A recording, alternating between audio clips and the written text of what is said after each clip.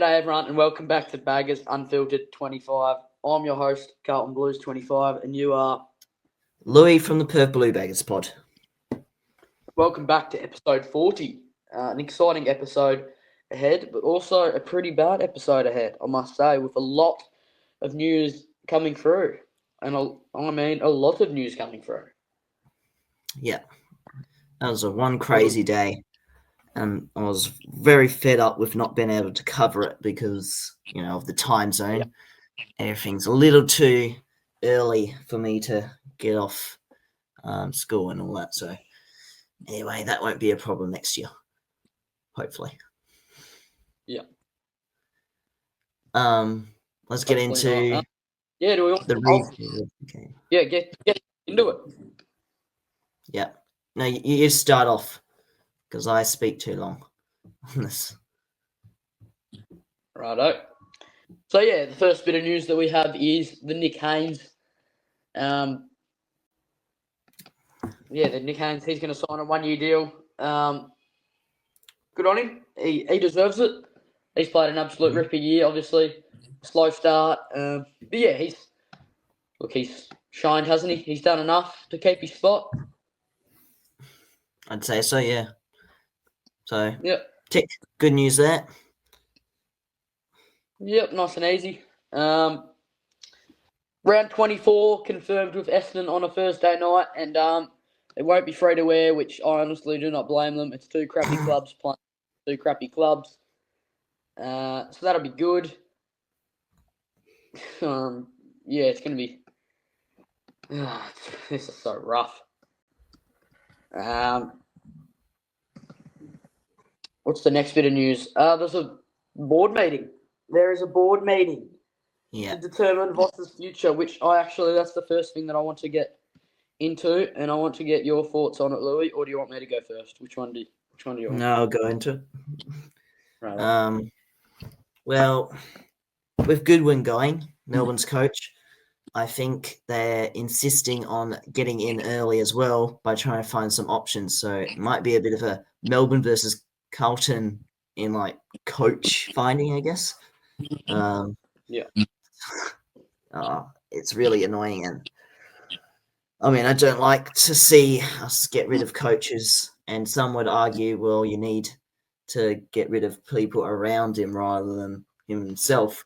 But isn't he meant to be a motivating coach? So if he's not been able to motivate the players, especially against, that Collingwood game and the Port Adelaide game, then and also the start of the Hawthorn game, three pretty big occasions, I think that's a cause for worry as well. Yeah. Yeah, did you hear the thing on, I think it was for AAW, the Instagram page, where it just had when coaches get called into, I don't know, I'm not sure if you just said this or not, but no, 8 times when there's a board meeting on, it means that the coach is going to get sacked. Did you hear about that? Yeah. Will Schofield said that, didn't he? Yeah. Yeah, Will Schofield. And I trust him. He seems like a good journalist, actually. Got a lot of respect for him. Well, it's not so much. It's a it's a opinion, not a report. Yeah. So who knows? I think he would have gone through a little bit as well at West Coast, though. With I think Adam Simpson, was he? Do you reckon he was still on the list when Adam Simpson got sacked? Nah. It would have been. I reckon he would have gone through it though, and I don't know. We'll just see how it goes. I think tomorrow morning. Day. I hope it's tomorrow morning, at least not tonight. Yeah. I can't do it tonight. Anyway, should we get into the Freo game? We should get into the Freo game, and it's the same shit every week. It's just the same fade outs every single week. It's, oh my God, it's just so annoying because once one team gets on a roll, in that third quarter, they kick that first goal, they'll go on, they'll kick another quick goal, that cuts the margin down to 15 points normally, and then we'll put up a bit of a fight for 5 minutes, and then it's bang, bang, bang, bang, bang, and then they're 2 goals ahead, and it's 3/4 time. We'll probably go out there, we'll kick one, we'll get our hopes up, and then it's just bang, bang, bang, bang, bang. They keep piling onto us, and oh mate, it's the brain phase that we have in this club is just extraordinarily stupid. That's why I think it's a mental fragility problem. Yes, that I'm certain that it's not so much a skill issue; it's more of that same sort of problem.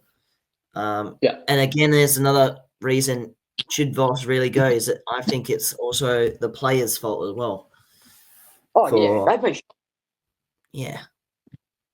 Not wanting to play for you got Silvani not leaving, but looking at different options everywhere. And all these dates with coaches.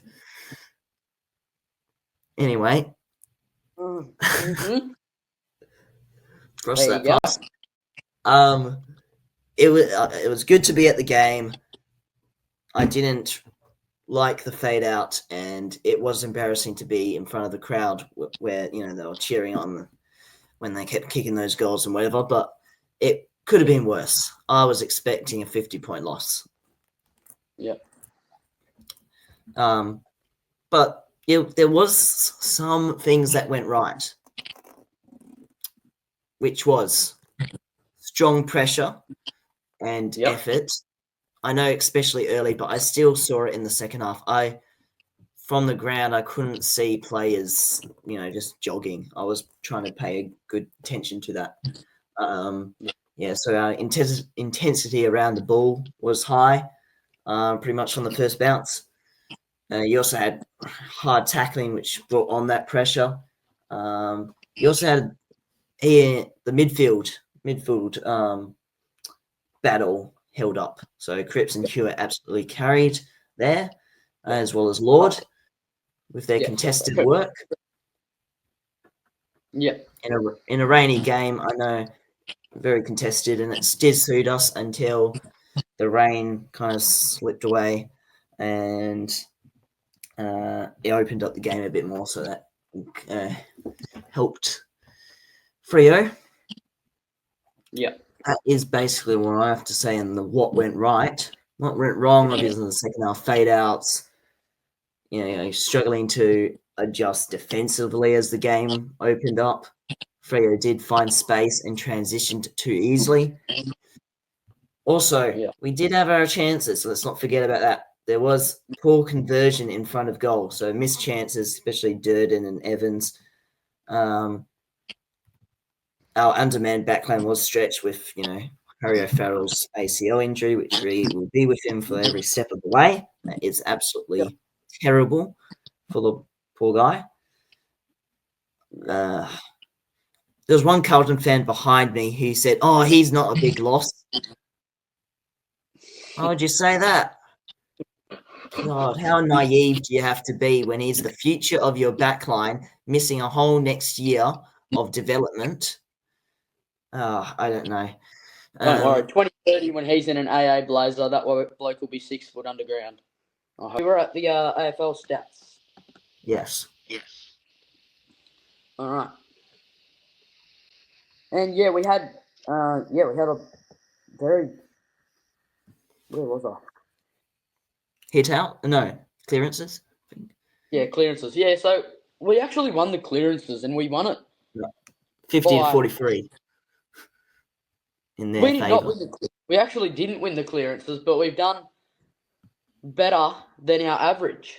So, obviously a positive in our book, but it's also a negative because we've actually lost the clearances. But true. Yeah, that's a real kick, that one. Contested possessions, we lost that. Yeah. But both sides way above their average. That's because of the rain, of course. Made a wet, contested, sloppy game. Uncontested possessions, we still won that. Well, just above our average. Not bad. Yeah. marks. We had more marks than they did, more marks inside 50 than they did. In fact, I reckon that's a pretty good sign too, actually. What was our goal efficiency in the end? 11 all contested. Yeah, it was good. We looked at inside 50 efficiency, but that doesn't tell a story. Unfortunately, the desktop or afl.com.au doesn't actually say it. You have to go to the app. Yeah. Where are we? Measly 21% as usual.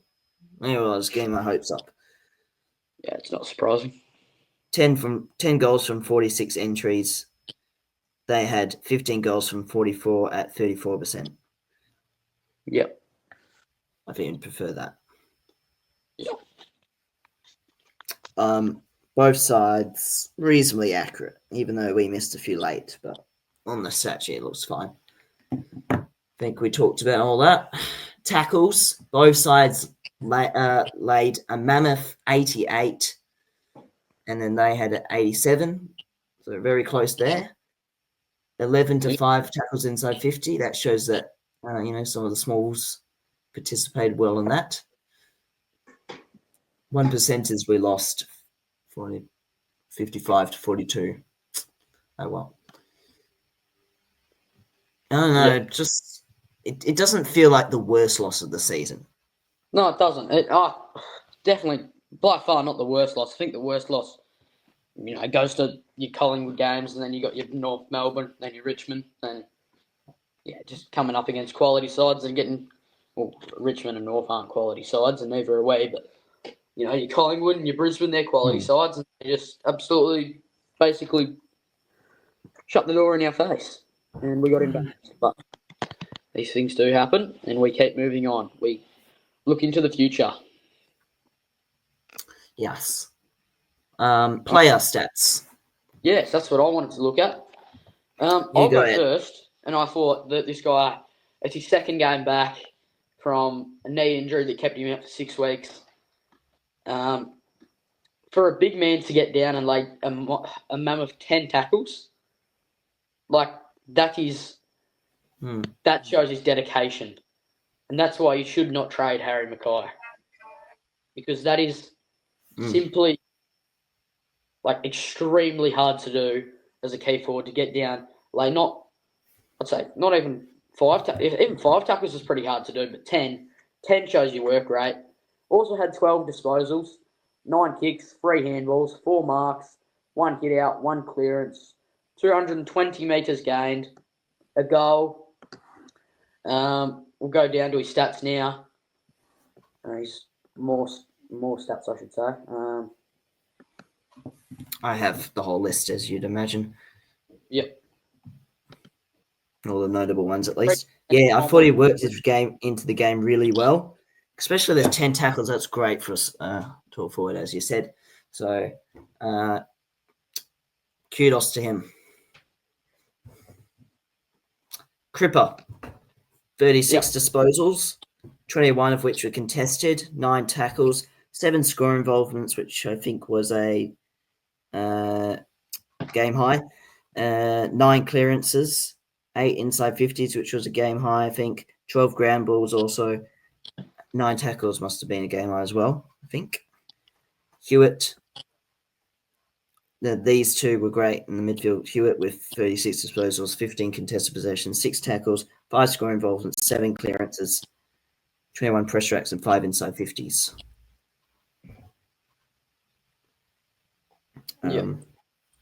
Lord, our number 1 rated player on the ground, according to all the champion data. I don't know why, but he is. 22 disposals, 14 of which were contested possessions, 9 ground balls, 8 tackles, 22 pressure acts. Also went at 82% disposal efficiency. Nick Haynes, also solid with 23 disposals, 7 marks, 5 of which were intercept marks. He had 9 intercept possessions, 364 metres gained. Cowan, I thought, went a bit underrated. Me and my dad noted that he was very sound structurally behind the ball. Not only did he made an impact, he also shut down whoever he was on. I think he swapped a few times with some players, but none of them got off him. He was very physically sound. So he had 16 disposals. Also, let's look at this, 94% disposal efficiency. So great, composed young player. 6 marks, 7 intercepts, 4 rebound 50s, and 4 tackles. That's great. Jeez, that's good. Good on him. Yeah. Zachy Williams might have only got the 1 goal, but still made an impact. 18 disposals, 4 score involvements, 2 goal assists, and 4 marks. Yep. Fogarty, same with him, same sort of numbers, 17 disposals, 4 score involvements, just the 1 goal, 21 pressure acts, 5 ground balls. Another guy who never shies away from desperation and effort, Ollie Hollins, 19 disposals, 20 pressure acts, 4 inside 50s, 383 metres gained, and 6 ground balls. Love Ollie Hollins. Well, gave me some very important intel on the weekend on Saturday at the captain's run, which went viral. I think Channel 7 had to follow up my report. It went so well. I think obviously he was told he was allowed to answer those types of questions. Yeah. About whether his brother's available. Yeah. So I love Ollie. Ollie's becoming one of my favourite players now. Purely because of the effort. He's doing really well. Yeah. Just so distant, just so clean with the ball as well. You see some, I don't know if people that listen to this are on Facebook or not, but some of you are total dickheads. All right. Look, not all of you that are listening to this are, but some have some really, really stupid opinions. And I saw one about Ollie Hollins saying trade him. You are, I don't know what name it was, whoever it was, but you were an absolute spud. True. And it's actually good to see that most people backed him up as well. Backed Ollie Hollins up, that is. I think just half the blokes on there are like 65 and just the sick of it. And I don't blame them. I think most of our audience is probably younger. Yes, I did have a look at that the target audience as well. Yeah. I'll get into a stat now, and I actually want to give a shout out to where is he? Lewis Young. So, Youngie had 16 disposals, 7 kicks, 9 handballs, 5 marks, 10 spoils, 1 tackle, 215 metres gained. That's all I can see for now, but he actually went really underrated. And I think that people really underestimated how he actually went. Yeah. Because he copped a fair bit of it as well.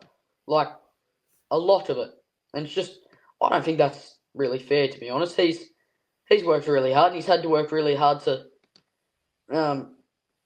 keep his spot, and he's been in and out of the team, and whenever he comes in, he seems to do his job, and he seems to do it pretty well. So credit to Youngie. Yeah.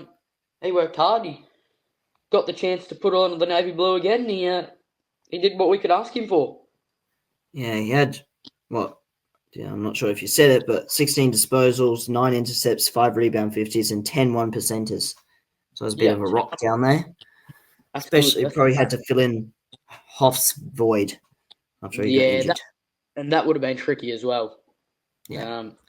Not easy once you've done your homework and then come in and realise the test has been postponed and you have to do something else, for example. I don't know what another shout out, Francis Evans, 2 goals, 1 behind, 12 disposals, 7 kicks, 5 handballs, 3 marks, 5 tackles, 1 clearance, 156 metres gained, and 1 goal assist. That's by far his best game of the year. And he's kicked off form the last month, I'd say. I think in the VFL, the week before he came in, I think he had 3 goals and 17 disposals or something like that. Came into the side. Played in the Melbourne game, got absolutely pummeled by Stephen May, but kicked the goal before that happened, put his body on the line, did his job that game, got concussed and obviously broken nose. But we put the trust back in him. We put him back into the team, and now he's put this performance up. And yeah, he's just started to kick up a bit of form. Yeah, it's really exciting for him. Hopefully, he can just bring that form into the last 3 games of the season and have a big pre-season. You just never know. He might be one of our important players for next year. Yeah. I don't know. Another small forward that made an impact. Corey Durden, in just 41% time on ground, had 11 disposals, 4 ground balls, 4 scoring involvements, 2 inside 50s and 1 goal. So that was impressive, though he did miss a relatively easy shot in front of goal, but I don't know, you can't deny the effort at least. Yeah, the effort's there. Yeah. Well, I think that's all I wanted to highlight, unless you got anyone else. I think the Rucks kind of got dominated by Jackson. So I don't think they deserve it. 100%.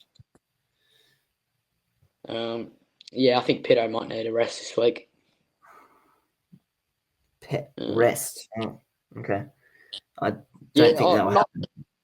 Not really a rest, but, just VFL. He's dropped off the last couple of weeks, I would say, personally. I don't know.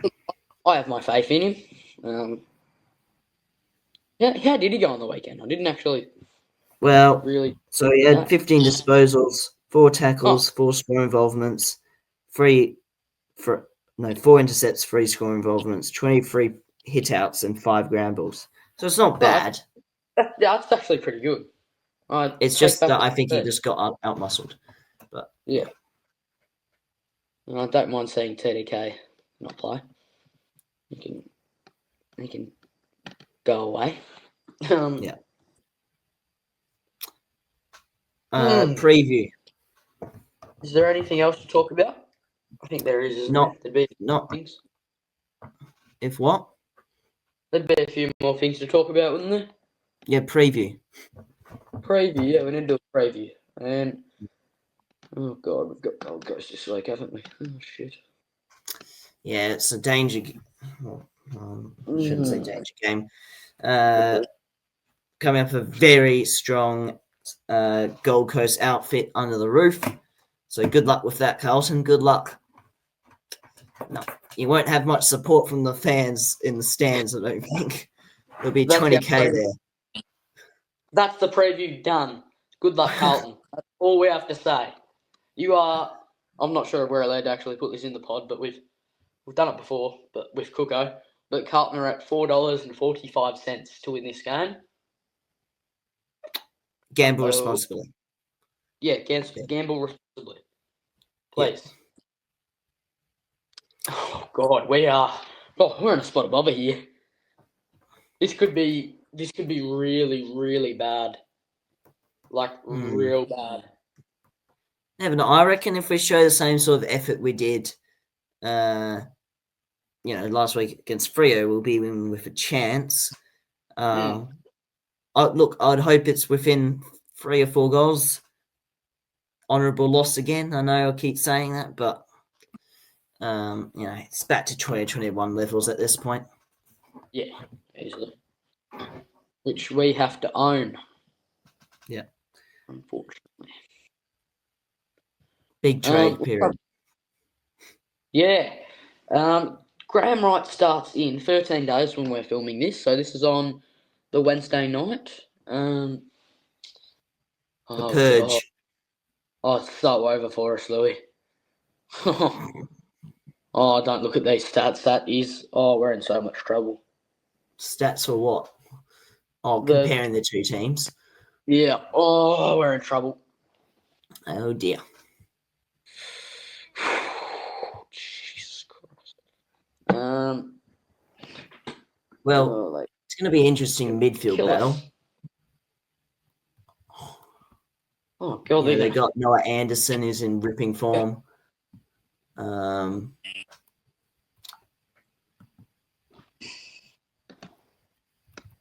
in trouble. Disposals equal, pretty much. Inside 50s, they get more inside 50s than us. Their efficiency is better. Clearances better. That's a concern. That's meant to be our strong point. Centre clearance is pretty equal though. And it's we just got those Port. stoppage clearances. Contested possessions, we beat them in that. So hopefully keep up our best there. Marks, we beat them in that. Marks into 50, they beat us.